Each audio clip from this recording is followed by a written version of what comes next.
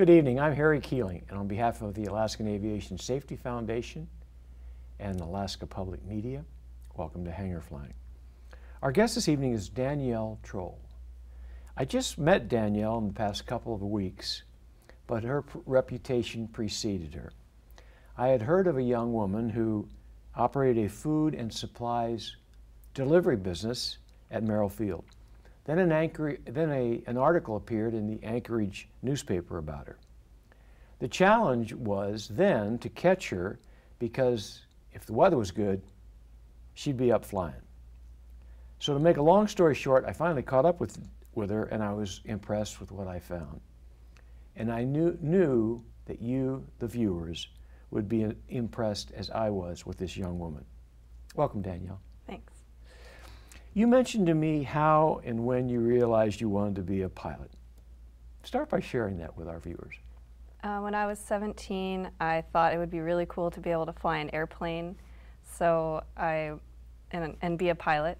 So, and I knew I wanted to go to college. I enrolled in the aviation technology program at UAA. So, a lot of the people I have on the program will say things like, well, it was in the family, and my grandfather was a pilot, and it seems like it's like a vision for you. Yeah, I was standing there and I just thought about it and I realized that's what I'm going to do, and I set the goal and I was able to achieve it. Wow. And when it comes to setting goals, I think people will realize, as I have, that you get pretty serious about achieving your goals. Well, in fact, one of the words that, when you and I were talking earlier, that you used was providential. What did you mean by that? Well, in my path that I've taken, it's really cool how everything has worked together so well, that all the pieces came together for me to be able to do this business and even the flying. And it was also really cool how I was able to have the opportunity to work at an aviation company that flew groceries to the villages while I was in school. So everything that I learned at school, I used at work, and it really stuck in my mind. So just all the pieces fitting together, to me, is obviously providential. So that's one of the questions I actually wanted to kind of home in on.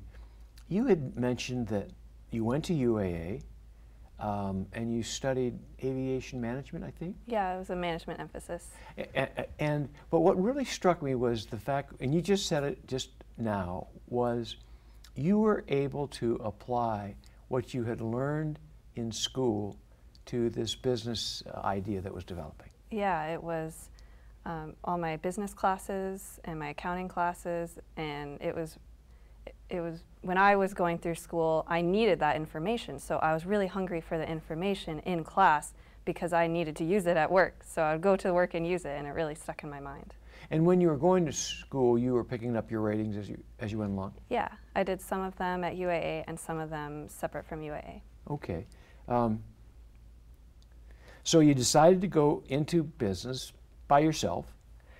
You buy an airplane, and even that was providential, wasn't it? Yeah, it was. I was given the opportunity to take ownership in this grocery business that I worked for, and then later to own it by myself. And I saw that opportunity, and I didn't think that I would ever have that again. So I took the risk just because my other options in life, I thought that I would probably be able to do it in the future, but I didn't want to let this one slip and never have tried it. Well, my hat's off to you. I mean, the ability to look at a situation like that and make a very important decision and not waste time doing it, that's pretty cool. It's funny, you mentioned, we were talking about if you enjoyed flying, and you said when the weather was good, and not so much when it is, and I thought, yeah, there's a lot of us in that situation. That was a very telling remark, and I know just in the first couple of months you've been flying, you've probably run into some weather challenges, haven't you? Yeah, it's hard when you are flying and you don't know if you're going to make it to your destination, especially when your destination is home. Yeah. In fact, let's talk about that for a minute. One of the challenges of being in the Part 135 business, being in the business that you're in, is sometimes there's a conflict between what a customer expects as far as reliability and timing and on-time delivery, and what you feel as a pilot may not be a safe, it may not be safe to take the flight or finish the flight, whatever. Yeah. How do you deal with those pressures? Well, you have to know that you're the one in charge. As the pilot, everything is your fault. So if you're the one up there flying, they're gonna trust you, or they're gonna have to trust your judgment, and it's okay to tell them no sometimes.